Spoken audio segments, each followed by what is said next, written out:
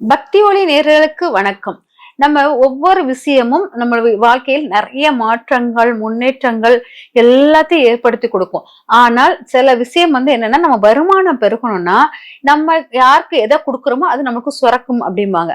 அதனால வருமானம் பெருகுவதற்கு தானங்கள், தர்மங்கள் செய்யும்போது, உங்களுக்கு உங்களுடைய வருமானம் பெருகும். உங்க குடும்பஸ்தானம் நல்லா இருக்கும். அதேமாரி நீங்க கொடுத்த உங்களுடைய வாக்குக்கு முக்கியத்துவம் குடுப்பாங்க அப்படிங்கிறத எடுத்துக்கலாம்.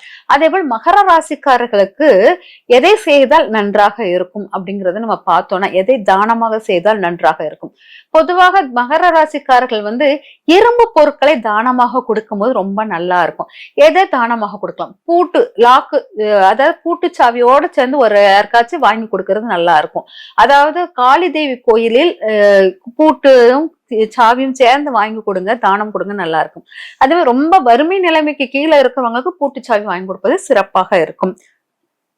அதுக்கப்புறம் முக்கியமாக நீங்க தானம் கொடுக்க வேண்டியது ஆர்கானிக் ஃபுட். யாருக்காச்சும் வாங்கி கொடுப்பது, யாருக்காச்சும்னா ரொம்ப வயது முதிர்ந்தவர்கள், வயசானவங்களுக்கு ஆர்கானிக் ஃபுட் வாங்கி கொடுக்குது. அதுக்கப்புறம் சித்த மருந்துகளை தானம் கொடுக்குதல். யாருக்காச்சும் சித்த மருந்து தேவைப்பட்டுச்சுன்னா அதை வாங்கி நீங்க தானமா கொடுக்கலாம் அப்படிங்கிறது முக்கியம். இதெல்லாம் கொடுக்கும்போது உங்களுடைய வாழ்க்கையில் வருமானம் கொஞ்சம் ஸ்லோவா மந்தமாக இருக்கிற மாதிரி இருக்கும்.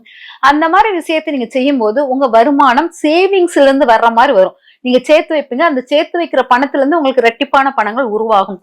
அதனால் நீங்க முதல்ல இந்த மாதிரி தானம் பண்ணிட்டு உங்களுடைய பைசா எதுலயாச்சும் ஒரு பக்கத்தில் சேர்த்து வச்சிடணும். சேர்த்து வைக்கிறது, அது யாருக்கும் செலவு பண்ணாமல் அந்த பணத்தை சேர்த்து வச்சீங்கன்னா உங்க வருமானம் ரெகுலரா ரெட்டிப்பாகிக்கிட்டே இருக்கும்.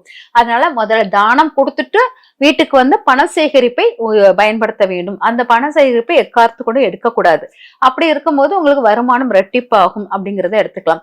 பொதுவாக நீங்க என்னன்னா, இதெல்லாம் தானம் கொடுக்கணும். கொடுக்க கூடாத பொருட்கள் அப்படின்னா என்ன பொருட்கள்னா, தங்கம், வெள்ளி அந்த மாதிரி பொருட்களை தானம் யாருக்கும் கொடுக்க கூடாது அப்படிங்கிற அந்த மாதிரி பொருட்களை தானம் கொடுக்கும் போது உங்களுக்கு நெகட்டிவான விஷயங்கள் ஆகும். அதுக்கப்புறம் பாத்தீங்கன்னா, உங்க சாமி பிரசாதம் உங்க கைக்கு வந்தப்ப யாராச்சும் உங்ககிட்ட கேட்டாங்கன்னா, உண்ணும் உணவாக இருந்தாலும் சரி, அதை நீங்க கொடுக்க கூடாது. சாமி பிரசாதம் அப்படின்னு கேட்டாங்கன்னா தானமாக கொடுக்க கூடாது. அதை என்ன பண்ணலாம்னா, ஒரு பக்கத்துல ஒரு பேப்பர் இருந்தா அதை கீழே வச்சிருங்க. பேப்பர்ல போட்டு கீழே வச்சிருந்தா அவங்க எடுத்து விபூதி வச்சுக்குவாங்க. அந்த மாதிரி தானங்கள் பார்த்து பண்ணணும் அப்படிங்கறது எடுத்துக்கோங்க. அதனால அந்த மாதிரி பொருட்கள் சாமி கிட்ட இருந்து வாங்கிய பொருட்களை நீங்க மட்டும் வச்சுக்கோங்க. யாருக்கும் தானமாக கொடுக்காதீங்க அப்படிங்கிறது முக்கியம். அப்புறம் எந்த கோயிலில் வைத்து தானம் கொடுக்கலாம் அப்படின்னா, காளி அம்மன் கோயில வைத்து தானம் கொடுப்பது சிறப்பாக இருக்கும். அப்புறம் பாத்தீங்கன்னா வேற எந்த கோயில்னா, உச்சிஷ்ட கணபதி கோயில் வைத்தும் தானம் கொடுக்கலாம். இந்த மாதிரி இந்த 2 கோயில் முன்னால வைத்து நீங்க தானம் கொடுக்கும்போது சிறப்பான ஒரு மாற்றங்களை உருவாக்கலாம். அதனால இந்த இடத்துல கொடுக்கலாம். அதே போல் காவல் தெய்வங்களுக்கு இரும்பு பொருட்களை தானமாக கொடுக்கலாம். இரும்பு ஆயுதங்கள் ஏதாச்சும் தானம் கொடுக்கலாம் அப்படிங்கிறது. யாருக்கு கொடுக்கணும் அப்படின்னு பாத்தீங்கன்னா, வயதான முதியவர்கள், தனித்து விடப்பட்ட வயதானவர்கள், யாருமே சப்போர்ட் இல்லாதவங்க, அவங்களுக்கு நீங்க தானம் கொடுப்பது சிறப்பாக இருக்கும் அப்படிங்கறத எடுத்துக்கோங்க. பொதுவாக நீங்க தானம் கொடுக்க நபர்கள் ரொம்ப வயதானவங்களா இருப்பாங்க. ஆனா உடல் செழிப்பாக தெரியும். அந்த மாதிரி செழிப்பான உடலுடன் வயதானவர்களாக இருக்கிறவங்களுக்கு தானம் கொடுங்க அப்படிங்கறத எடுத்துக்கலாம். எந்த உடை அணிந்து தானம் கொடுக்கலாம்னா, கருப்பு கலர் உடை அணிந்து நீங்க தானம் கொடுப்பது சிறப்பாக இருக்கும். எந்த உடை அணியக்கூடாது அப்படின்னு பாத்தீங்கன்னா, கருப்பு கலர் உடை அணிந்து தானம் கொடுக்கலாம். அதே போல் ரொம்ப திக்கு கருப்பா இருக்கு இல்லையா, அந்த கருப்பை எடுக்காமல் கொஞ்சம் அந்த கிரே சிமெண்ட் கலர் கருப்பும் கலந்த மாதிரி இருக்கிற கருப்பை எடுக்கும் போது உங்களுக்கு பவர்ஃபுல்லா இருக்கும். அந்த மாதிரி, அதாவது ரொம்ப டார்க் கருப்பா இல்லாம ஓரளவு கருப்பு கலந்திருக்கணும். அதுல கிரே கலரும் கலந்திருக்கணும், யானை கலரும் கலந்திருக்கணும் அப்படிங்கிற மாதிரி எடுத்துக்கோங்க. அப்புறம் பாத்தீங்கன்னா, எந்த கிழமையில கொடுக்கலாம் அப்படின்னு பாத்தீங்கன்னா, சனிக்கிழமை கொடுக்கலாம், வியாழக்கிழமை கொடுக்கலாம் அப்படிங்கறத எடுத்துக்கோங்க. அப்புறம் எந்த நேரம் கொடுக்கலாம் அப்படின்னு பாத்தீங்கன்னா, எந்த நேரம்னா இரவு நேரங்களில் உங்களுடைய தானங்கள் சிறப்பாக இருக்கும். இரவு நேரங்கள் பொதுவாக நம்ம வீட்டுல இருந்து எந்த பொருளும் போகக்கூடாதுங்கிறதுனால இரவு நேரத்தை தவிர்த்துட்டு காலை அதிகாலையில் சூரியன் உதயமாகிறதுக்கு முன்னாடி தானத்தை கொடுப்பது சிறப்பாக இருக்கும் அப்படிங்கிறது.